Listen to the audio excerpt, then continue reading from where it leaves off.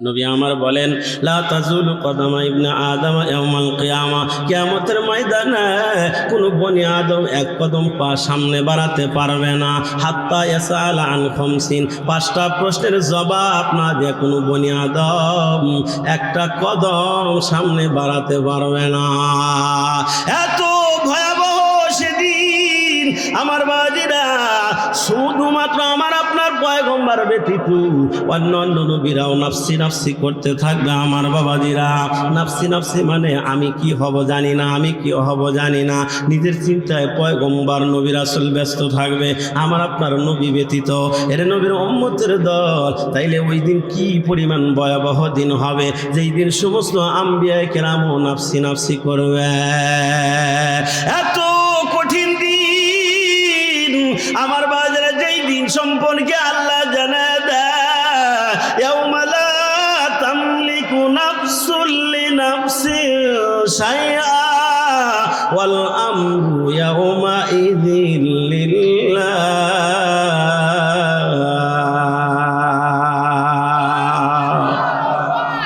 যেই দিন কেউ কারো উপকার করতে পারবে না বাবা, কেউ কারো উপকার করতে পারবে না বাবা।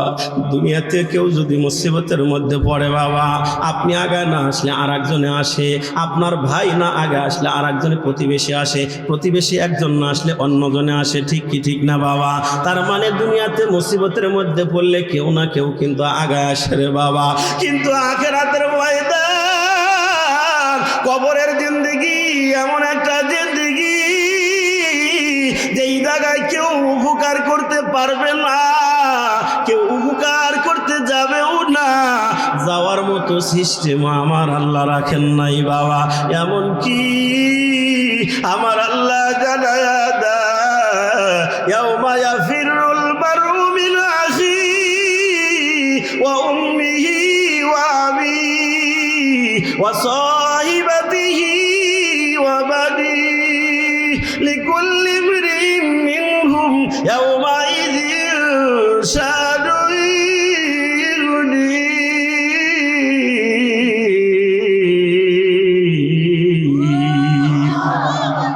যেই দিন মা পরিচয় দিবে না রে বাবা, বাবা পরিচয় দিবে না, ভাই ভাইয়ের পরিচয় দিবে না। দুনিয়াতে যদি আমাকে কেউ বকা দেয়, আমার ভাই জানতে পারলে প্রতিশোধ নেওয়ার জন্য তৈরি হয়ে যায়, ঠিক কি ঠিক না বাবা?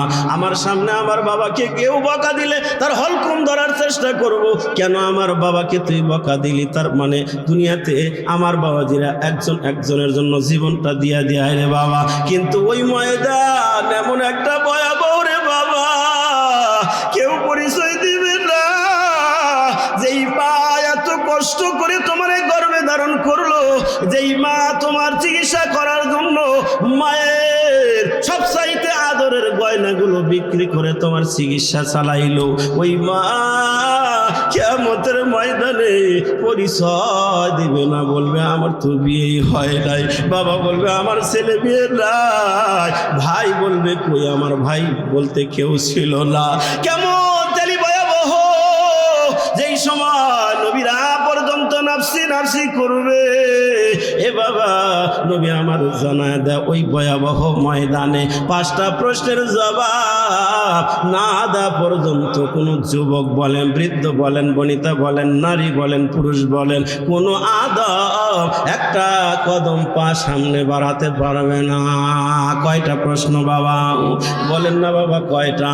এক নাম্বার, আল্লাহ জিজ্ঞেস করবে আন আমরিহি ফিমা আফনা, আল্লাহ যে আপনাকে 50-60 বছর একটা হায়াতের দৌলত দান করলো, এই গোটা জিন্দিগি আপনি কোন পথে ব্যয় করছেন, হালাল পথে না হারাম পথে, হিসাবটা মিলাইতে হবে বাবা।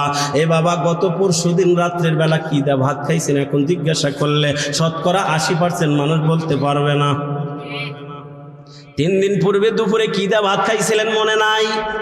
আর গোটা 70 বছরের হিসাব যখন মিলাতে বলবি, বলেন তো বাবা 70টা বছরের হিসাব কি মিলানো সহজ? বিশেষ করে 2 নম্বরে প্রশ্ন করবে বাবা, ও আনসাবাবিহি ফিমা আবলা, ও যুবকের দল, ভালো করে শুনবারে যুবক, আমার আপনার নবী জানায় দেয় ওয়া আন শাবাবিহি ফিমা আবলা, যৌবন কালটা কোন পথে ব্যয় করছো? 70 বছরের যে হায়াত আল্লাহ দান করছেন, এর মধ্যে একটা জোয়ান কাল দিছিল কিনা বলেন? এই জোয়ান কাল সম্পর্কে আমার আপনার রব জানতে চাবে রে বান্দা। আমি যে তোমারে যৌবন কাল দিলাম, এই যৌবন কালটা তুমি কোন পথে ব্যয় করছো হিসাব মিলাও। ওরে যুবক ভাই, এই জোয়ান কাল যৌবন কালটা যদি ইবাদতে কাটায় দিতে পারো, তোমাদের জন্য একটা খোঁজ খবরই পয়গম্বর দিছেন বাবা নবী আমার জানায় দেয়, সাবাতু ইযিল্লুহুমুল্লাহু ফি যিল্লিহি ইয়াওমা লা যিল্লা ইল্লা যিল্লুহু, আল ইমামুল আদিল ওয়া শাবুন নাশা ফি ইবাদাতি রাব্বিহি ওয়া রাজুলুন কলবুহু মুতাআল্লাকুন ফিল মাসাজিদি ওয়া রাজুলান তাহাব্বা ফিল্লাহি ইজতামাআ আলাইহি ওয়া তাফাররাকা আলাইহি ওয়া রাজুলুন তালাবাতুহু যাতু মানসিবিন ফাকালা ইন্নী আখাফুল্লাহ ওয়া রাজুলুন তাসাদ্দাকা ইখফাআন হাত্তা লা তা'লামা শিমালুহু মা তুনফিকু ইয়ামিনুহু ওয়া রাজুলুন যাকারাল্লাহা খালিয়ান ফাফাদাত আইনুহু। আপনারা আমার পয়গম্বর জানায় দেয়, রে যুবকের দল, ও যুবক ভাই, আমিও তো তোমাদের মতো একটা যুবক। তোমাদের মনে চায় মোবাইলে গান শুনতে, আমারও মনে চায়। তোমাদের মনে চায় মোবাইলে কত কিছু দেখতে, আমাদেরও মনে চায়, কিন্তু পারি না কেন রে বাবা? ওই কবরের ভয়, ওই আল্লাহ পাকের ভয়, যেই আল্লাহ আপনি ল্যাপের নিচে কি করে দুনিয়ার কেউ না দেখলেও দেখেন আমার আল্লাহ। ঠিকই ঠিক না বাবা? ওই মালিকের ভয়, ওই কবরের ভয়, কত কিছু করতে পারি না রে যুবক, মনে চাইলেও তো পারা যায় না। ও যুবক ভাই, তোমার মতো কত যুবক নামাজের সময় নামাজে দাঁড়ায় যায়, তোমার মতো কত যুবক ভাই 3 দিনের নেশাবে দাড়ি রাইখা দিল, নামাজ ছাড়ে না। তোমার মতো কত যুবক ভাই কলেজে লেখাপড়া করে নামাজ ছেড়ে দেয় না, রমজান মাসে রোজা ছেড়ে দেয় না, মিথ্যা কথা বলে না, গীবত করে না, শেখায়ত করে না। রে যুবক, তুমি কেন পারবা না? নিয়ত করো, হিম্মত করো, সবাই যদি পারে আমি কেন পারবো না? ওরে যুবক ভাই, তোমাদের জন্য খোঁজ খবরই নবী আমার জানা দেয়, কিয়ামতের ময়দানে 7 প্রকারের মানুষকে আল্লাহ ভিআইপি অভ্যর্থনা দিয়া আর শাহজিবের ছায়া, যেই ছায়া ছাড়া আর কোনো ছায়া থাকবে না রে বাবা, ওই ছায়ার নিচে 7 শ্রেণীর মানুষকে আল্লাহ তাআলা জায়গা দান করবেন। 3 নম্বরে নবী জানায় দেয়, ওয়া শাবুন নাশা ফি ইবাদাতি রাব্বিহি, ওই সমস্ত যুবকের দল, যেই সমস্ত যুবকরা যৌবন কালটা ইবাদতে কাটায় দেয়।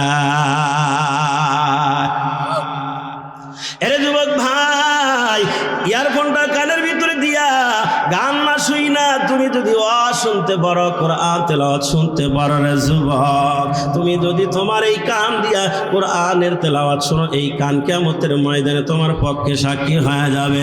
ইয়ারফোন দিয়া যদি গান শোনো, দুনিয়ার কেউ না শুনলো, এই কান কিয়ামতের ময়দানে তোমার বিরুদ্ধে সাক্ষ্য দেবে। ঠিক কি ঠিক না বলেন? এই জন্য যুবক ভাই, আমার আপনার পয়গম্বর বলে, যৌবন কালটা তুমি কোন পথে ব্যয় করছো হিসাবটা মিলাও। 3 নম্বর প্রশ্ন করবে, ওয়া আন মালিহি মিন আইনা ইকতাসাবাহু, নবী বলেন তোমার সম্পদ কিভাবে উপার্জন করলা, হালাল পথে না হারাম পথে, হিসাবটা মিলাও। কোন পথে টাকার মালিক হইলা, হারাম পথে না হালাল পথে, হিসাবটা দেওয়া লাগবে। 4 নম্বরে নবী বলেন, ওয়াফিমা আনফাকাহু, এই উপার্জিত সম্পদ তুমি কোন পথে ব্যয় করলা, হালাল পথে না হারাম পথে। মাহফিলের জন্য পোস্টার ধরায় দিলে 10 টাকা বের করতে তোমার কষ্ট হয়, অনেক সময় ধমক দেয়, হুজুর খায়া কাম না, এই যে শীতের দিন আইছে, খালি মাহফিল সবাই নেন, 10 টাকা নেন। আর কিছু যুবক যা যদি কয়, চাচা একটা গানের ব্যবস্থা করছি, কিছু দেওয়া লাগবে, 1000 টাকা নোট বের করে আর কয়, বাবা 1000 দিলাম, এরপরে যদি লাগে বইল, আমার কাছে এখন নাই। 1000 টাকার নিচে দেয় কেমনে, শরম করে, ঠিক না? আর মাহফিলের পোস্টার নিয়ে গেলে কয়, হুজুর করে খায়া কাম নাই, এই যে শীতের দিন আইছে শুরু করছে খালি মাহফিল। আচ্ছা বলেন তো, মাহফিলের জন্য নিয়ে হুজুর পকেটে রাখে না মাহফিলের জন্য ব্যয় করে? এই যে আপনারা মাহফিল দিচ্ছেন, আয় যা হবে এগুলা সব মানসিক দিয়ে দিবেন না মসজিদই থাকবে? কথা কয় না, মসজিদ মাদ্রাসা থাকবে না? তাহলে যে আপনি চিঠি দিলে, আপনি যে কইলেন হুজুর করে খায়া কাম না, এই যে শীতের দিন আসছে খালি সবাই গেছি চিঠি, কত যে দাওয়াত আসতেছে, এই নাম 10 টাকা নিয়ে যান, 10 টাকা নিয়ে যান, ধমক দিয়ে দিব তা। আর 1000 টাকা গানের জন্য দিতেও শরম পায়, ঠিক না? এই জন্য আল্লাহ জিজ্ঞাসা করবে উপার্জিত সম্পদ কোন পথে ব্যয় করছেন, হালাল পথে না হারাম পথে, ওয়াজের মাহফিলে না গানের স্টেজে, যাত্রায় নাকি মসজিদ মাদ্রাসা, কোন পথে ব্যয় করছেন, পুরা সম্পদের হিসাব মিলাতে হবে। এই জন্য বাবা সুদের টাকা হাতে নেন, এটা হালাল না হারাম? ঘুষের টাকা হাতে নেওয়া হালাল না হারাম? এই হারাম উপার্জন করলে হিসাবটাও দেওয়া লাগবে। আপনি আবার হালালভাবে উপার্জন করে টাকাটা যদি গানের আড্ডাতে ব্যয় করেন, না জায়েজ জিনিসের ভিতরে আপনার উপার্জিত সম্পদ ব্যয় করেন, এটারও হিসাব আল্লাহর কাছে দেওয়া লাগবে। এই জন্য আমার আল্লাহ জানায় দেয়, ওয়া আম্মা মান খাফা মাকাম রাব্বিহি ওয়া নাহান নাফসা আনিল হাওয়া ফাইন্নাল জান্নাতা হিয়াল মাওয়া। কিয়ামতের ময়দানে আল্লাহর সামনে দাঁড়াতে হবে, হিসাব দেওয়া লাগবে বাবা। এই ভয় যদি সিনার ভিতরে রাখা যায়, নফসটাকে কন্ট্রোল করা যায় বাবা, আল্লাহ বলেন ওই বান্দার শেষ ঠিকানা আমার তৈরি জান্নাত। 5 নম্বর প্রশ্ন করবে, ওমা আমিলা ফিমা আলিমা, আপনি যতটুকু জানেন জানা অনুযায়ী কতটুকু মানছেন বাবা? আমি একটু জানতে চাই বাবা, সুদ খাওয়া হালাল না হারাম? তাহলে জানেন এটা। ঘুষ খাওয়া হালাল না হারাম? তাহলে এটাও তো জানেন। অন্যের জমি দখল করে খাওয়া হালাল না হারাম? এটাও তো তাহলে জানেন। অন্যের দোকান থেকে না কয়া খাওয়া, চুরি করে খাওয়া হালাল না হারাম? তাহলে এটাও তো জানেন বাবা। নামাজ ছেড়ে দেওয়া জায়েজ না না জায়েজ? তাহলে এটাও তো জানেন। দিনের বেলা ডাইলের বড়া রমজান মাসে খাওয়া হালাল না হারাম? এটাও তো জানেন।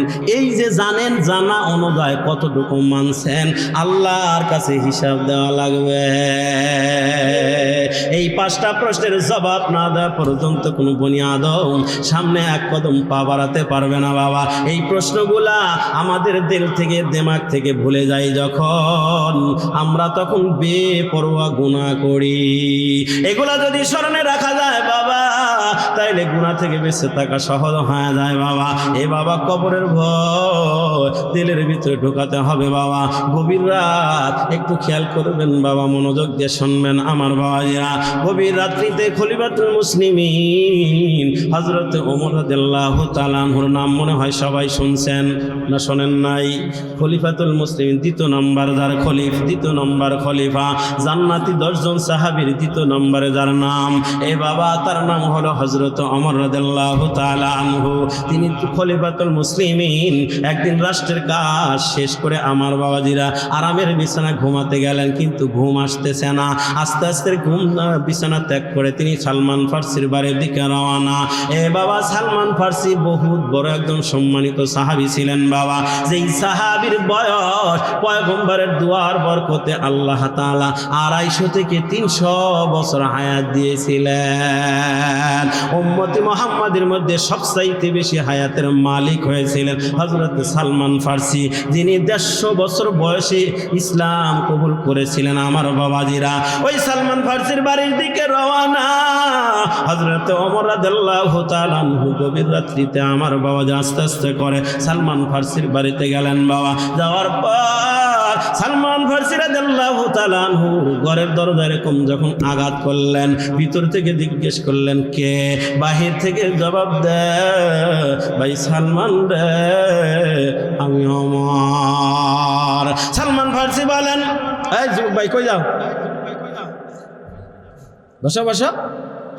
একটা মানুষ বাইরে যাওয়া যাবে না। যদি 1 নাম্বার আছে প্রস্রাব আসে, তাহলে হাঙ্গুল জায়গায় ছুটি নেওয়া লাগবে। আমি ওইরকম বক্তা না, একজন একজন করে যাবেন আর আমি ওয়াজ করতেই থাকবো, কি ঠেকা আমার? আপনারা যতক্ষণ আছেন আমিও তো ততক্ষণ আছি, ঠিক কিনা? এখানে যাওয়া যাবে না। হ্যাঁ, জরুরত যদি আসে তাহলে ছুটি নেওয়া লাগবে। টয়লেট আসলে দুই আঙ্গুল দাগাতে হবে, প্রস্রাব আসলে এক, এছাড়া আর ছুটি নাই। রাজি? আমার বাজে খেয়াল করেন। সালমান ফার্সি বলেন, হযরত ওমর রাদিয়াল্লাহু তাআলা আওয়াজ শোনা মাত্র আমি বুঝতে পারলাম হযরত ওমর রাদিয়াল্লাহু তাআলা খুব ব্যথিত, খুব মর্মাহত। আমি তাড়াতাড়ি উঠলাম, ঘরের দরজাটা খুলে দিলাম। ঘরের দরজা খোলার পর আমি তাকায় দেখলাম হযরত ওমরের গাল বেয়ে দাড়ি ভিজে টপ টপ করে পানিগুলো জমিনের মধ্যে পড়ে। আমি তারে ঘরের ভিতরে নিয়ে আসলাম, আমি তারে বসতে দিলাম। কথা বলতে পারতেছে না, শ্বাসরুদ্ধকর অবস্থা। আমি জিজ্ঞেস করলাম, মা তুমি কি খাইয়া আমার ওমর রে, এই গভীর রাত্রিতে তোমারে কদিনে সে কাঁদায়? ওমর কথা বলতে পারে না, অনেকক্ষণ মাথাটা নিচের দিকে দিয়া ফোঁপায় ফোঁপা কান্না করলেন। এরপরে স্বাভাবিক হইয়া হযরতে খলিফাতুল মুসলিম ওমর বলেন, ভাই সালমান রে, ইবকি আল কবর, ভাই সালমান রে, আমারে কাদায় কবরের ভয়। আল্লাহু আকবার জোরে বলেন। কি বলে? আমারে কাদায় কবরের ভয়। হযরতে সালমান ফার্সি বলেন, ভাই আপনি শুধু কেন আবেগে কাঁদেন? মায়ার নবী আপনাকে জান্নাতি সিরিয়ালে 2 নাম্বার নাম আপনার নাম বলেছে, আপনি শুধু আবেগে কেন কান্না করেন?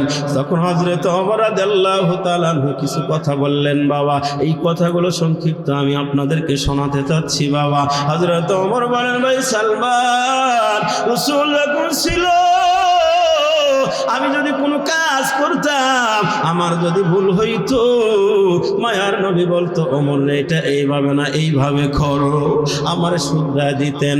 আজকে আমি সেই ওমর, আর রাষ্ট্র পরিচালনা করতেছি। নিজের ব্যক্তিগত জীবন থেকে নিয়ে রাষ্ট্র চালান পর্যন্ত কোনো জায়গায় আমার ভুল হয় কি না, কেউ আমার ভুল ধরে না, কেউ আমারে শুধরায় দেয় না। অনেকের মনের ধারণা যদি আমার ভুল ধরে, আমি যদি রেগে যাই, এই জন্য কেউ হয়তো আমার ভুল ধরে না। অথচ আমি রেগে যাব না, কেউ যদি আমার ভুল ধরে শুধরায় দেয়, আমি তারে বন্ধু হিসেবে গ্রহণ করে নিব। কিন্তু কেউ আমার ভুল ধরে না, ওই যে আমার রাগ বেশি, আমি যদি আবার রেগে যাই, আমি আসলে রাখবো না, এরপরে আমার কেউ শুধরায় দেয় না। ভাই সালমান রে, আজকের রাষ্ট্রের কাজ সমাপ্ত করে যখন রাতের বেলা খানা দানা খেয়ে ঘুমাতে গেলাম, আরামের বিছানায় যখন পিঠটা লাগাইলাম, আমার দেহের ভিতরে উদয় হলো, ওমর রে, না জানি ব্যক্তিগত জীবন থেকে রাষ্ট্রীয় জীবন পর্যন্ত কোনো জায়গায় তুই ভুল করতেছিস কিনা। কেউ তো তোর ভুল ধরে না, কেউ তো শুধরায় দেয় না। যদি তুমি ভুল করে থাকো ওমর রে, তাইলে কি তুমি ভুল নিয়েই কবরে যাইবা? এ ভাই সালমান, আমার ওই ভয় আমারে ঘুমাইতে দেয় না, তাই আমি উঠে আসলাম। আপনি তো মুরব্বী সাহাবী, আমারও মুরব্বী। আমার ব্যক্তিগত জীবন থেকে রাষ্ট্র চালানো পর্যন্ত, রাষ্ট্র জীবন পর্যন্ত কোথাও যদি কোনো ভুল হয়, দয়া করে আপনি আমারে শুধরায় দেন। আমি তো সেই ওমর, যেই ওমরকে আমার বাবা মাঝে মাঝে রাগ করে বলতো, ওমর রে তুই কি করে খাবি, তুই তো ভিক্ষা করেও ভাত পাবি না। আমার বাবা মাঝে মাঝে এরকম অভিমান করে আমাকে বলতো। কেন বলতো? সকালবেলা আমার আব্বা যদি 20টা ছাগল চড়ানোর জন্য আমাকে দিয়ে দিত, গুইনা গুইনা 20টা বকরি দিয়ে দেয়। সারাদিন বকরিগুলা রাখালগিরি কইরা সন্ধ্যার সময় যখন বকরিগুলো বাড়িতে নিয়ে আসতাম, বাবা গুনে গুনে তুলতো 17, 18। কেরে অমর, আর 2টা কি করছস? আমি অমর বলতাম, বাবা আমি তো বলতে পারি না। তাহলে সকালবেলা 20টা ছাগল দিলে সন্ধ্যার সময় 18টা নিয়ে আসতাম, 2টা হারিয়ে ফেলতাম। তাই আমার বাবা মাঝে মাঝে অভিমান করে রাগ করে বলতো, অমর রে তুই কি করে খাবি, ভিক্ষা করে তো তুই ভাত পাবি না রে অমর। 20টা ছাগল চড়ানোর মতো তোর যোগ্যতা নাই। ভাই 20টা বকরি সকালবেলা দিলাম, সন্ধ্যার সময় 18টা 17টা 19টা নিয়ে আসছো, হারিয়ে ফেলছো বাকিগুলো।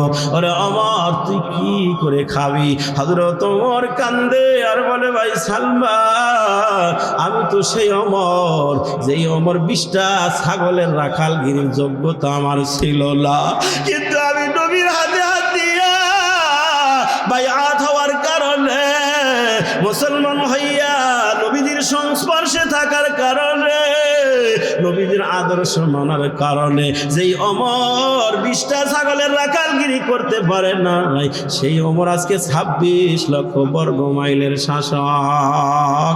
জোরে বলা যাবে কি আল্লাহু আকবার? এ বাবা, আমাদের দেশটা তো সামান্য 54,000 বা 56,000 বর্গ কিলোমিটার, 1 লক্ষ না, কিন্তু এই 56,000 বর্গ কিলোমিটারের শাসক হইলে তাই যে পাওয়ার দেখায় বাবা। এ নবীর উম্মত হযরত ওমর রাদিয়াল্লাহু তাআলা 26 লক্ষ বর্গ মাইলের শাসক। তিনি বলেন ভাই সালমান, যেই ওমর 20টা ছাগলে রাখালগিরি করতে পারে না, সেই ওমর এখন 26 লক্ষ বর্গ মাইলের শাসক। তাই আমার মনে বড় ভয়, নবী যখন ছিল আমার কোনো ভুল হইলে আমারে শুধরায় দিতেন, বলতেন ওমর রে এটা এইভাবে না এইভাবে করো, এটা ওইভাবে না ওইভাবে করো। এখন আমি শাসক হইলাম, কেউ আমার শুধরায় দেয় না, তাই আমার মনে বড় ভয়, না জানি কোনো ভুল করতেছি কিনা, আর ওই ভুল নিয়ে কি আমি কবরে যাব। তাই আমার কবরের ভয় আমার কান্দায়।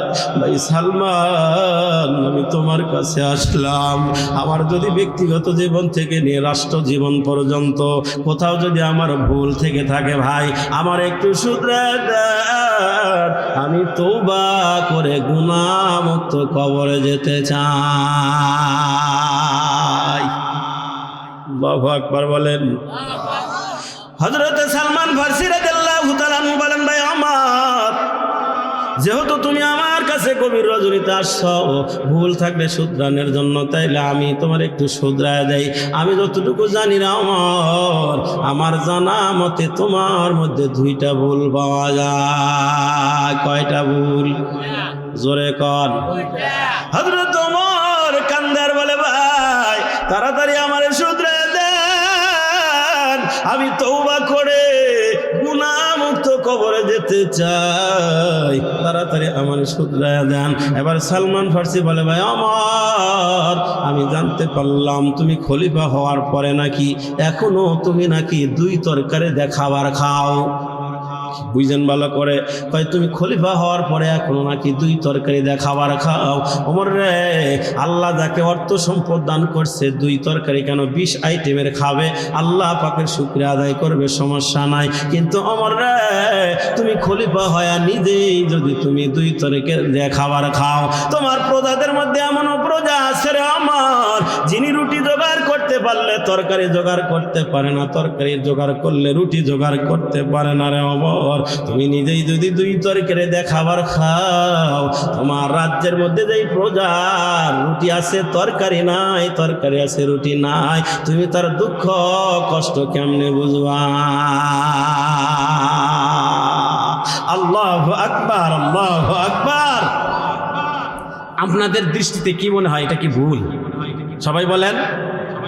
কিন্তু আমার ভাইরা যারা যেমন তাদের কাছে তেমন। বড় মানুষের কাছে ছোট ভুলটাও কিন্তু অনেক বড় ভুল মনে হয়, ঠিক না? একটা কাজ আপনি করলে যেই পরিমাণ হবে, ওই কাজ খারাপ কাজটা যদি আমিও করি, মানুষে কি বলবি, আরে হুজুর ওই কাজ করছে। তার মানে একই জিনিস একই অপরাধ, আমি করলে আমার অপরাধ বেশি, আপনার কম। কারণটা কি? এই মানুষের স্থান ভেদে অপরাধ নির্ণয়, ঠিক কিনা ঠিক না বলেন? তো ওরকম আরেকটু সহজ করে বুঝাই, দেখেন বোঝা যায় কিনা।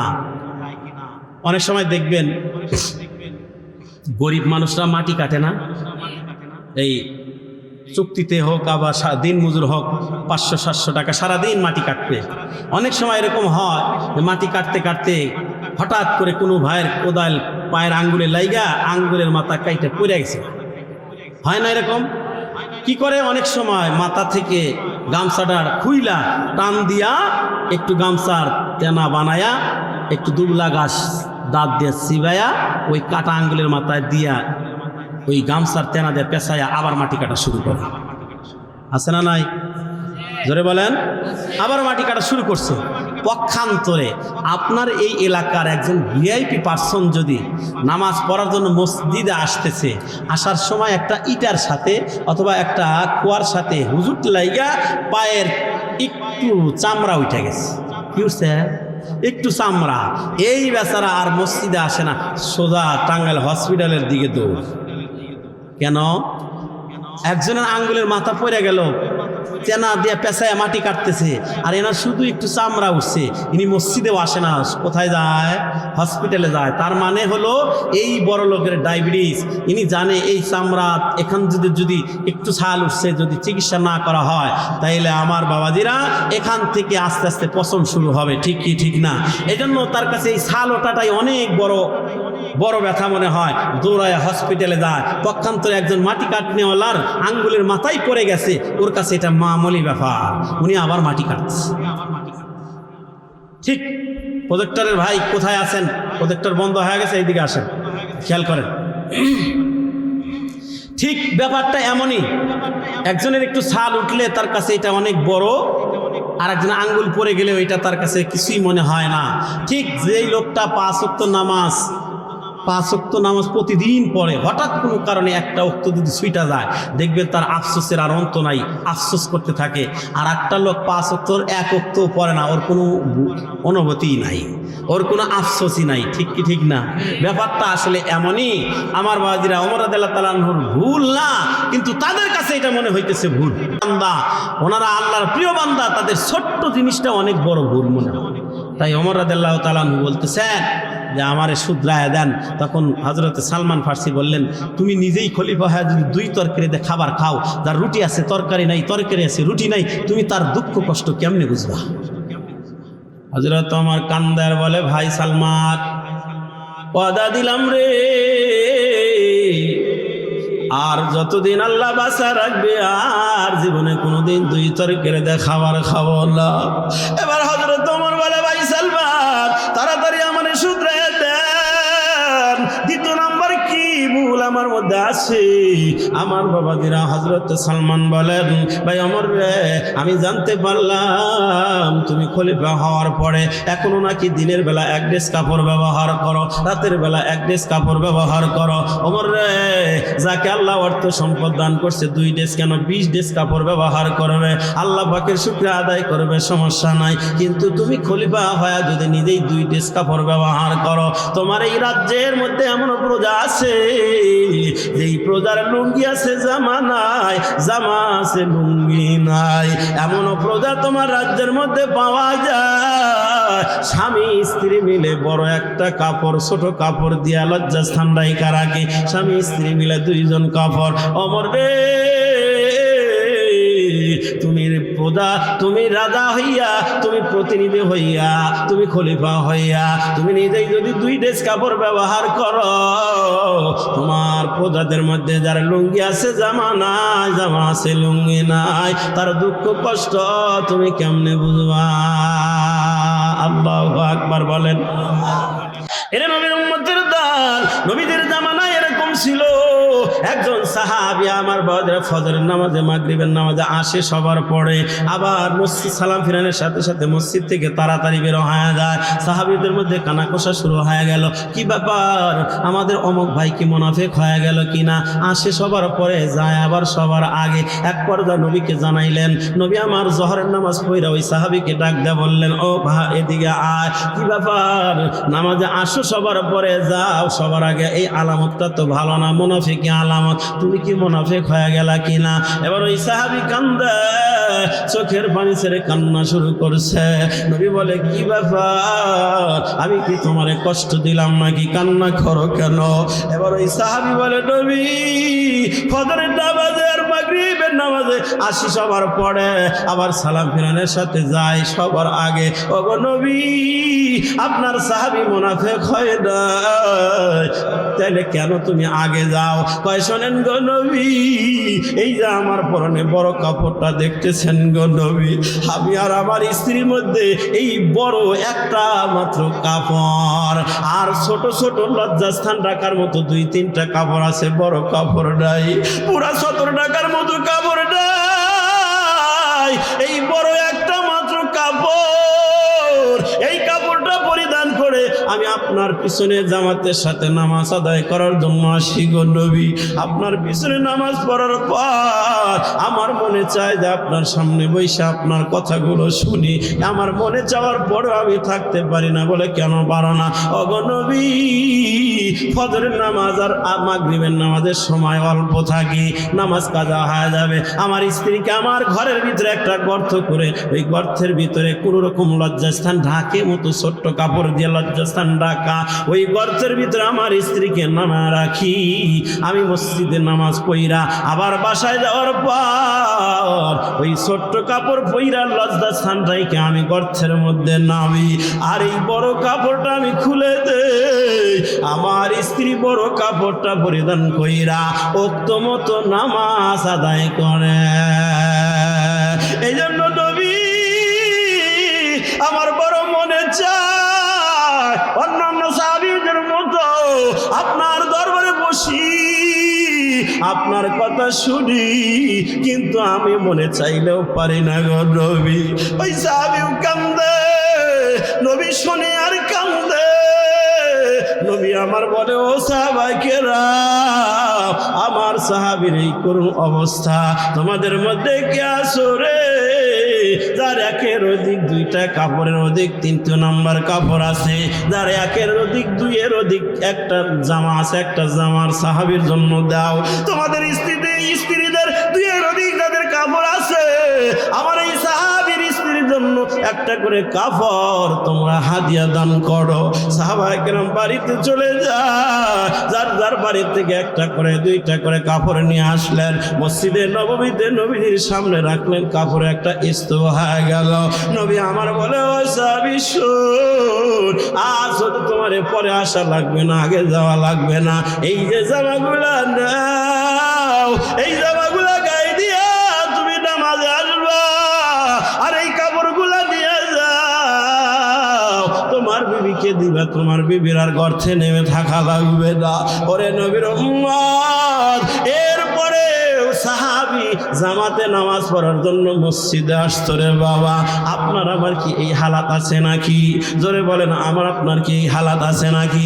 এরপরেও আমরা মসজিদে আসতে চাই না রে বাবা। ওই সাহাবী স্বামী স্ত্রী মিলা 2 জন মিলে বড় একটা মাত্র কাপড়, এরপরে স্ত্রী স্বামীকে ছেড়ে চলে যায় নাই। বর্তমান ডিজিটাল যুগের মারা যদি এমন হইতো যে স্বামী এই কাপড় চোপড় দিতে পারে না, তাইলে আমার বাজিরা স্ত্রীর পক্ষ থেকে 1 2 3 বইলা বাবার বাড়ি চলে যাইত। জোরে বলেন ঠিক না ব্যাঠি? আমার বাজিরা, ও মায়ের দল, অনেক মারা বয়ান শুনতেছেন, ও মায়ের দল, স্বামীর কাছে এমন জিনিস আবদার করবা না যেই জিনিসটা স্বামীর দেওয়া বড় মুশকিল হয়ে যায়, তাইলে আল্লাহ কষ্ট পায়। এমন জিনিস আবদার করবে না যেই জিনিস স্বামী দিতে পারবে না, তার সামর্থ্যের বাইরে এমন জিনিস আবদার কইরো না গো মা, তাইলে স্বামী দিতে না পারলে স্বামী লজ্জিত, তুমিও লজ্জিত হইবা। আমার আপনার নবী বলেন, আইয়ু ইমরাতিন মাতাত যাওজুহা আনহা রাদিন দাখালাতিল জান্নাহ, তোমার উপরে তোমার স্বামী যদি নারাজ হয় আর এই অবস্থায় যদি তোমার মরণ হয়, সোজা তোমাকে আল্লাহর তরে জাহান্নামে যাওয়া লাগবে। নাউযুবিল্লাহ। এই জন্য মাদেরকে বলবো, মা তোমার স্বামী যদি দুনিয়াতে কম দেয়, কোনো স্বামী কিন্তু এটা চায় না আমার স্বামীকে খারাপ খাওয়া, আমার স্ত্রীকে খারাপ করাই, খারাপ দিই, এটা কিন্তু চায় না। প্রত্যেকটা স্বামী চায় আমার স্ত্রীকে অন্য অন্য নারীদের মতোই ভালো কাপড় চোপড় দেই, ভালো কিছু পড়াই, ভালো কিছু খাওয়াই, প্রত্যেকটা স্বামীর এটা মনের চাহিদা। কিন্তু অনেক সময় কুলায় উঠতে পারে না, তাই দিতে পারে না, আয় কম ব্যয় বেশি হওয়ার কারণে দিতে পারে না গো মা। এরপরেও যদি স্বামীরে চাপ দেয়, দাও, স্বামী যদি তোমার উপরে নারাজ হয়, আসমানের মালিক আল্লাহ তোমার উপরে নারাজ হইয়া যায়। এখন স্বামীরা মনে মনে খুশি, হুজুর ভালো আওয়াজই তো দিলেন, আর স্ত্রী কোনো কিছু চুনুন পাউডার আলতা আইবুড়ো এমন কিছু চাইলেই কোনো হুজুর ওয়াজ করতে শোনস নাই, তাই না? মনে মনে খুশি। এ বাবা, আপনার থাকতে যদি না দেন, স্ত্রীর প্রয়োজন থাকতে যদি না দেন, তাইলে আপনি হইলেন বখিল। কি বখিলের জন্য জান্নাত নাই বাবা, এটা আমার কথা না, নবী আমার জানায় দেয়, লা ইয়াদখুলুল জান্নাতা খিবুন ওয়ালা বাখিলুন ওয়ালা মান্নানুন। 3 ব্যক্তি জান্নাতে ঢুকতে পারবে না। কয় ব্যক্তি? 3 ব্যক্তি জান্নাতে ঢুকতে পারবে না। 1 নম্বর খিবুন, প্রতারক, প্রতারক জান্নাতে ঢুকতে পারবে না। 2 নম্বর ওয়ালা বাখিলুন, কৃপণ, থাকতে যারা দেয় না, কৃপণতা করে, এরা হলো বখিল, এদের জন্য জান্নাত নাই। এখন বখিলতা কইরেন, বখিলতা করলে কোথায় যাওয়া লাগবে? জাহান্নামে যাওয়া লাগবে। আমার মাঝে লম্বা হয়ে যাইতেছে, আমি মূল কথাটা বোঝাতে চাই রে বাবা।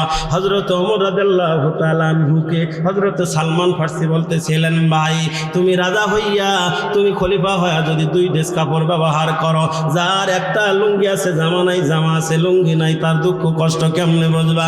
কথাটা বলার পর ওমর রাদিয়াল্লাহু তাআলা আনহু কান্না করে বলে, ভাই সালমান রে, ওয়াদা দিলাম যতদিন আল্লাহ আমার হায়াত দান করেছেন আর কোনোদিন 2 ড্রেস কাপড় ব্যবহার করব না, আগামীকাল 1 ড্রেস ভালো যেটা সেটা আমি দান করে দেব।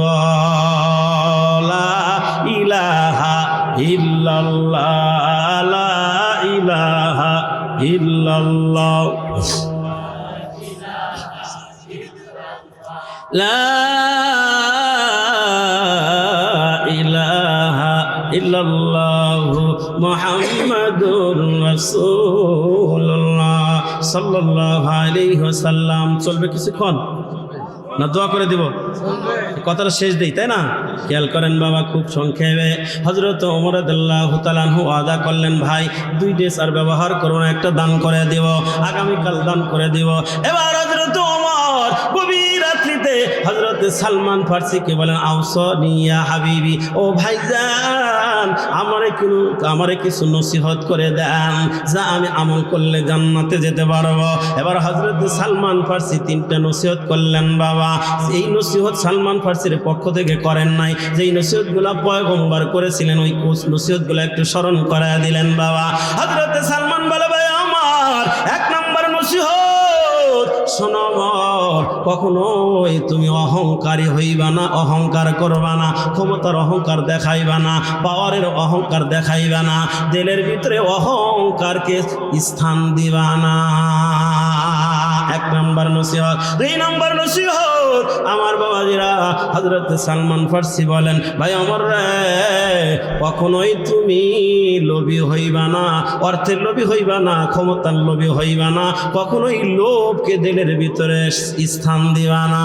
3 নম্বর নসিহত করলেন, ভাই ওমর, কেউ যদি তোমার কাছে অপরাধ করে, প্রতিশোধ নেওয়ার ক্ষমতা যদি তোমার থাকে, এরপরে প্রতিশোধ না নিয়ে যদি তুমি ক্ষমা করে দাও, মহান আল্লাহ তোমারে ক্ষমা করে জান্নাত দিবেন।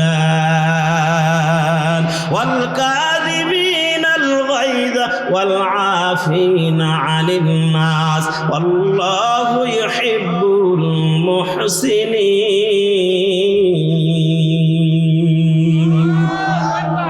এর নবীর উম্মতের দল, কেউ যদি কারো কাছে অপরাধ করে, আর যে ব্যক্তি অপরাধ করলো তাকে যদি সে বান্দা মাফ করে দেয়, আল্লাহ তাআলা তার বন্ধু বানায় নেয়। সুবহানাল্লাহ, সুবহানাল্লাহ। এই জন্য ক্ষমা করে দেওয়ার অভ্যাস তো করা, অভ্যাসিত হওয়া, ক্ষমা করে দেওয়া সাহাবায়ে কেরামের অভ্যাস, ক্ষমা করে দেওয়া নবীদের অভ্যাস। এ বাবা, এই জন্য ক্ষমা করে দিলে মহান আল্লাহ আপনাকে ক্ষমা করে দিবে। এই জন্য খুঁটি ধরে বসে না থাকা, তুই এটা করলে কেন, ক্ষমা নাই, না বাবা না, ক্ষমা করে যদি আপনি দেন, আল্লাহ বলেন, ওয়াল কাযিমিনাল গায়যা ওয়াল আফিনা আনিন নাস আল্লাহু ইউহিব্বুল মুহসিনিন। এ বাবা, ক্ষমা করে দেন অভ্যাস, এটা হযরত ওমর রাদিয়াল্লাহু তাআলা আনহু গভীর রাত্রিতে সালমান ফার্সির বাড়ি থেকে কান্নাকাটি করে চলে আসলেন বাবা। এ বাবা আসার পরের জুমার দিনে জুমার সময় মসজিদে নববীতে খুতবা দেওয়ার জন্য ওমর রাদিয়াল্লাহু তাআলা আনহু মেহরাবে দাঁড়ায় গেলেন, খুতবা দিতেছেন বাবা। মসজিদ ভরপুর এরকম মুসল্লি সাহাবায়ে কেরাম। আমার বাজরা মাঝখান থেকে ছোট্ট একটা মানুষ যার নাম হযরতে হোসাইন, হযরতে আলী রাদিয়াল্লাহু তাআলা আনহুর ছেলে হযরতে হোসাইন দাঁড়ায় গেলেন বাবা। দাঁড়াইয়া ওমর রাদিয়াল্লাহু তাআলা আনহুকে উদ্দেশ্য করে বলে, ও খলিফাতুল মুসলিমিন, আমার নানার মেহরাব থেকে আপনি নেমে যান।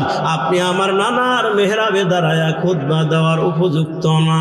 আপনি আমার নানার মেহরাবে দাঁড়ায়া খুতবা দেওয়ার উপযুক্ততা আপনি হারিয়ে ফেলেছেন। আপনি আমার নানার মেহরাব থেকে নেমে যান। আপনার কোনো নানার মেহরাব থাকলে সেই জায়গায় গিয়ে বয়ান দেন। এ বাবা মসজিদ ভরপুর সাহাবায়ে কেরাম। হোসেন দাঁড়ায় যখন এই কথাটা বলছে, এবার সাহাবায়ে কেরাম অন্যান্য সাহাবায়ে কেরাম থরথর করে কাঁপা শুরু হয়ে গেছি। এ বাবা ছোট্ট মানুষ হোসাইন, কিন্তু কথাটা কি ছোট্ট বলছে? জোরে বলেন, কথাটা কি ছোট? কথাটা তো অনেক বড়। সাহাবায়ে কেরামের মনের মধ্যে ভয়, না জানি আজকে ওমর হোসাইনের কাল্লাটা দেহ থেকে আলাদা করে ফেলে দেয় কিনা। কত বড় কথা হোসাইন বলে ফেললো, কারো কাছে পরামর্শ না কইরা হোসাইন এত বড় কথাটা বলে ফেললো, না জানি আজকে কি হয়ে যায়। এ বাবা কথাটা বলার পর হযরতে ওমর রাদিয়াল্লাহু তাআলা আনহু মেহরাব থেকে আস্তে করে নামলেন। আস্তে করে নাইমা আমার বাবাজিরা মুসল্লিদেরকে এরকম দুই হাত দিয়া সরায়া সরায়া রাস্তা বানায়া হোসাইনের দিকে আগায়। সাহাবায়ে কেরাম কিং কর্তব্য বিমূঢ়, একবার ওমরের দিকে তাকায়, আবার হোসাইনের দিকে তাকায়। সবাই চোখের পানি ছেড়ে কান্না করতেছে। আজকে মনে হয় হোসাইনের জীবনের শেষ দিন। ওমর যেই রাগী মানুষ, আর কি কথাটাই না বললো, কিন্তু হযরত ওমর আস্তে আস্তে করে হোসাইনের কাছে গেলেন। হোসাইনের কাছে যাইয়া হোসাইনের দুই হাত বাড়া দিয়া এরকম কোলে উঠায় নিলেন বাবা। কোলে উঠাইয়া হোসাইনের কপালের ভিতরে চুমু দিলেন। এ বাবা বুকের সাথে জড়ায় দিলেন। এরপরে কোলে কইরা আস্তে আস্তে করে মেহরাবের কাছে আসলেন। মেহরাবের কাছে আইসা ওমর রাদিয়াল্লাহু তাআলা আনহু হোসাইনকে মেহরাবের উপর দাঁড় করায় দিয়া হযরত ওমর মেহরাবের পাশে এরকম আসামের মতো দাঁড়াইয়া হোসাইনকে বলে, হোসাইন আপনি বলেছেন আমার নানার মেহরাব থেকে নেমে যান, আমি তাই আপনার নানার মেহরাব থেকে নেমে গেলাম। আপনি বলেছেন আমার কোনো নানার মেহরাব থাকবে সেই জায়গায় যায় বয়ান দেওয়ার জন্য। আমার কোনো নানার মেহরাব নাই, তাই আমার আর বয়ান দেওয়ার আর কোনো জায়গা নাই। তবে হুসাইন একটা জিনিস আমি জানতে চাই, আমি এই মেহরাবে দাঁড়াইয়া খুতবা দেওয়ার উপযুক্ততা কোন কারণে আমি হারাইলাম? একটু সাহাবীদের সামনে একটু ওপেন করে দাও, একটু বলে দাও। হোসাইন বলে, আমি এমনি এমনি বলি না, যথেষ্ট দলিল প্রমাণ কারণ আমার কাছে আছে। বলে কি কারণ আছে? সাহাবীদের সামনে এটা ওপেন করে দাও। হোসাইন এবার বলে, খলিফাতুল মুসলিমিন, আমি জানতে পারলাম বেশ কয়েকদিন পূর্বে ওমান থেকে কিছু শীতের বস্ত্র আপনার কাছে আসছে। 200 শীতের কাপড় আপনার কাছে আসছে। ওই শীতের কাপড়গুলা আসার পর আমি আমার মা ফাতেমাকে ডাক দেয়, বললাম, মা রে, শীতের কারণে আমরা দুনু ভাই বের হতে পারি না। মা তুমি যদি খলিফাকে একটু বলে দাও আমাদের দুনু ভাইকে 2টা চাদর খলিফা আমাদেরকে দিবে, তুমি একটু খলিফাকে বলে দাও না মা। কিন্তু আমার মা বললেন, না না, আমি খলিফার কাছে কোনো কাপড় চাইতে পারবো না, আমি খলিফার কাছে চাইতে পারবো না। আমার মা আপনাকে বললেন না, আপনি আমাদের আর শীতের কাপড় দিলেন না, অথচ ওই 200 শীতের কাপড় মদিনার গরিবদের মাঝে বন্টন করে দিছেন। এমনকি আপনার ছেলে আব্দুল্লাহকেও শীতের ওই বস্ত্র, শীতের ওই চাদর আপনি দিছেন, আপনার ছেলেকে দিলেন, অথচ আমরা দুটো ভাই শীতের কারণে বের হতে পারি না। আমাদের দুনো ভাইকে আপনার নজরে পড়ল না, আপনি আমাদেরকে দিলেন না। যেই মানুষটা পার্সিয়ালিটি করে, স্বজন প্রীতি করে, নিজের ছেলেরে দেয়, আমাদেরকে দেয় না। এই যারা পার্সিয়ালিটি করবে, স্বজন প্রীতি করবে, তারা আমার নানার মেহরাবে দাঁড়ায়া খুতবা দেওয়ার উপযুক্ত না। জোরে বলা যাবে কি আল্লাহু আকবার? কথাটা বলার পর এবার হযরত ওমর রাদিয়াল্লাহু তাআলা আনহু সাহাবীদের উদ্দেশ্যে বলেন, ও সাহাবায়ে কেরাম, ও হাজিরিন মজলিস, হযরতে হুসাইন যে অভিযোগ আমার বিরুদ্ধে দিল, এটার কি সুষ্ঠু সুরাহা আপনারা চান? অমনি একজন দাঁড়ায়া কয়, এর সুষ্ঠু সমাধান দিতে না পারলে তরবারি দিয়া সোজা করে ছাড়ব। হযরত ওমর এই কথাটা শোনার পরে আল্লাহ পাকের শুকরিয়া আদায় করে বললেন আলহামদুলিল্লাহ। তিনি এটাকে শুকরিয়া স্বরূপ নিলেন যে আমি যদি অন্যায় পথে যাই তাহলে এখনো সাহাবী আছে আমাকে তরবারিতে সোজা করার মতো, এই জন্য সে শুকরিয়া আদায় করলো। আর আমাদের দেশের যারা দেশ পরিচালনা করে, এরা যদি কখনো কোরআন সুন্নাহ বিরোধী কথা বলে, ওলামায়ে কেরাম যদি ধইরা দেয়, ওলামায়ে কেরামের স্থান হয় জেলখানা। জোরে বলেন ঠিক না বেঠিক? এরা নবীর উম্মতের দল। হযরত ওমর বলেন, হুসাইন যে বলল ওমানের বাদশা 200 চাদর আমাকে দিছে শীতের কাপড়, কথাটা সত্য। ওই চাদরগুলা আমি মদিনার গরিবদের মাঝে বন্টন করে দিয়েছি, এটা সত্য। ওই চাদরগুলা থেকে একটা চাদর আমার ছেলে আব্দুল্লাহকেও দিছি, এটা সত্য। ওই চাদরগুলা থেকে হুসাইন, হাসান আর হুসাইন দুনু ভাইকে দেই না, এটাও সত্য। অমনি এক সাহাবী দাঁড়ায় কয়, দিলেন না কেন? সবাইরে দিলেন, তাদেরকে দিলেন না কেন? এবার হযরত ওমর কান্দে আর বলে, শোনো, কেন দেই নাই? হুসাইনের জন্য, হাসানের জন্য মায়া আমার দিলে কম নাই, তারপরও কেন দেই নাই? শোনো, এরে সাহাবায়ে কেরাম, শোনো, নবীর সাথে থাইকা জানতে পেরেছি, নবী বলেছে নবী পরিবারের জন্য, সৈয়দ বংশের জন্য কিয়ামত পর্যন্ত যাকাত, কাফারা, মান্নত খাওয়া হারাম। ও মানের বাদশা যখন 200 শীতের কাপড় আমাকে দিলেন, বললেন যে 200 শীতের যাকাতের চাদর দিলাম, মদিনার গরিবদের মাঝে বন্টন করে দিয়েন। তাই আমি মদিনার গরিবদের মাঝে বন্টন করে দিলাম, একটা আমার ছেলে আব্দুল্লাহকেও দিলাম। খেয়াল করেন বাবা, তিনি 26 লক্ষ বর্গ মাইলের শাসক। তিনি বলেন আমার ছেলে আব্দুল্লাহকে শীতের কাপড় কিনে দিব, এই টাকা তো আমার কাছে নাই, এই জন্য আমার ছেলে আব্দুল্লাহকে একটা যাকাতের কাপড় দিলাম, যাকাত খাওয়ার উপযুক্ত। পক্ষান্তরে হাসান আর হোসাইনকে দিতে পারি নাই যাকাতের হওয়ার কারণে, তবে হাসান আর হোসাইনের জন্য মায়া আমার কম নাই। আমি ওমানের বাদশাকে বলেছি, ও বাদশা, 200 চাদর যেই পরিমাণ টাকা দিয়ে আমারে কিনে দিছেন, ওই পরিমাণ অর্থ দিয়া সুন্দর করে অর্ডার দিয়া 2টা চাদর আমার জন্য বানায় দিবেন। ওমানের বাদশা আমার জিজ্ঞেস করলে, খলিফাতুল মুসলিমিন, এত দামি চাদর আপনি কি করবেন? আমি বলেছি, ও বাদশা রে, এই 2টা চাদর আমি যাদেরকে দিব, তাদের ধুলার দামও এই চাদরের চাইতে বেশি। ওই 2টা চাদর আগামীকাল আমার কাছে এসে পৌঁছাবে, এখন পর্যন্ত পৌঁছায় নাই। ওই 2টা চাদর আমি হাসান আর হোসাইনকে দেব বলে অর্ডার করেছি, আমার কাছে আসলেই আমি হাসান আর হোসাইনকে দিয়ে দেব। জোরে বলা যাবে কি সুবহানাল্লাহ? কথাটা বলার পর সাহাবীরাও কান্দে, হোসাইনও কান্দে।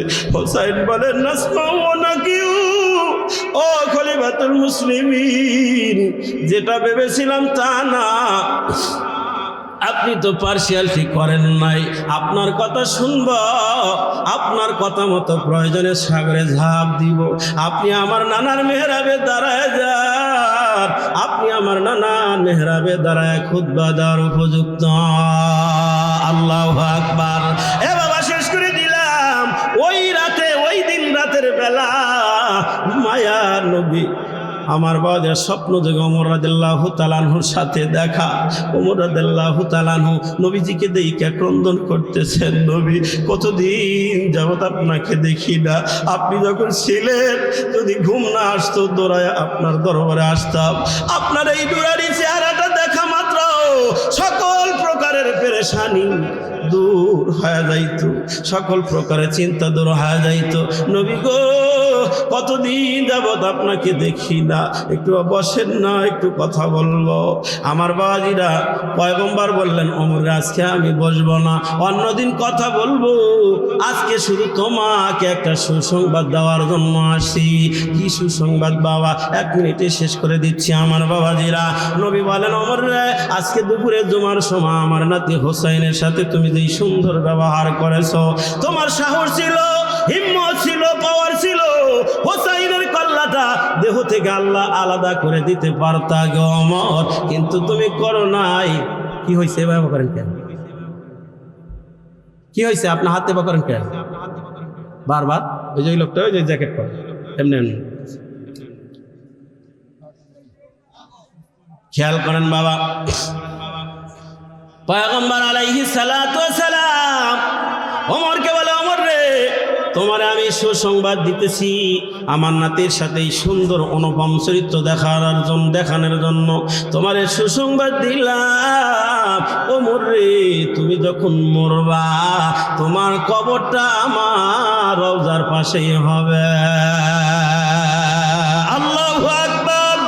এই জন্য যারা বাইতুল্লাহ জিয়ারতে গেছেন বাবা, রওজা রাসূলের রওজার পাশে 2টা কবর, একটা হযরত আবু বকর রাদিয়াল্লাহু তাআলা আনহু আর একটা হযরত ওমর রাদিয়াল্লাহু তাআলা আনহু। আমার বাবা এই লম্বা কথা বলে একটা জিনিস আমি শুধু বুঝাইতে চাইলাম যে ওমর জান্নাতের সিরিয়ালে 2 নাম্বার। যেই ওমর সম্পর্কে নবী বলে, লাউ কানা বাদি নবিয়্যুন লাকানা ওমর, আমার পরে যদি কেউ নবী হইতো হযরত ওমর। সেই মানুষটা কবরের ভয়ে কান্দে, আমি আর তুমি কি হইলাম? একবারও কবরের কথা স্মরণ করি না, মরণের কথা স্মরণ করি না। আল্লাহর সামনে দাঁড়াতে হবে, আল্লাহর সামনে 5টা প্রশ্নের জবাব দেওয়া লাগবে। এই কথাগুলো ভুলে যাই যখন, বেপরোয়া ভাবে গুনাহ করি তখন। এই জন্য বাবা মরণের কথা দিলের ভিতরে ঢুকে নেন। বিশ্বাস যদি না হয় 7টা দিন একটু পরীক্ষা করার জন্য আমল করে দেখেন। বারবার মরণের কথা চিন্তা করবেন, এই অবস্থায় যদি আমি মরে যাই তাহলে আল্লাহর সামনে কি বলবো? আপনি এশার নামাজ পড়ে শুইছেন, এশার নামাজ না পড়ে যদি শুয়ে পড়েন, আর অমনি যদি মনে করেন যে আমি যে নামাজ না পড়ে শুইলাম, এই শোয়াটাই যদি আমার শেষ শোয়া হয়, আমি আল্লাহর সামনে কি জবাব দেব?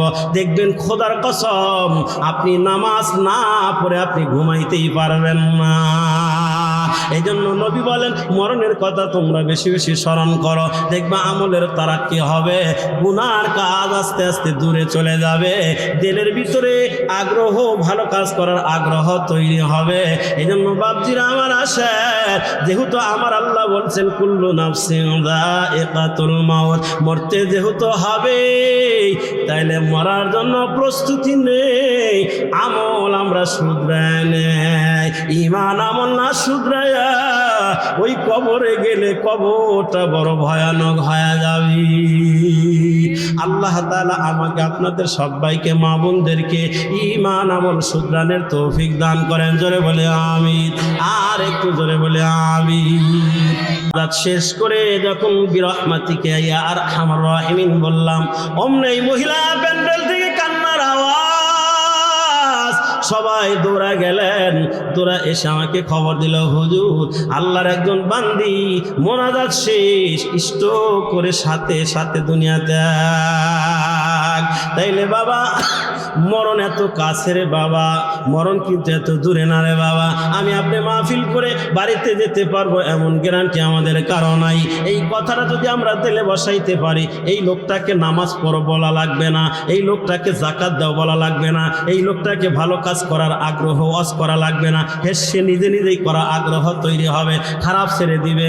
এই জন্য যুব সমাজ ও যুবক ভাই, আজকে যুব সমাজের মাধ্যমে ভালো অনেক ভালো কাজ হইতেছে, আবার অনেক যুবকের মাধ্যমে মদ, জুয়া, ইয়াবা, হিরোইন, গাঁজা এগুলাও হচ্ছে। কথা বলেন ঠিক না ব্যাঠিক?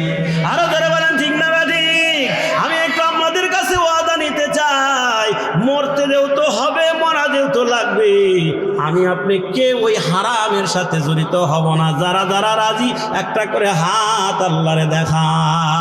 লিল্লাহি তাকবীর। অনেকের হাত ওঠে নাই, দেখেন তো কার হাত উঠায় নাই?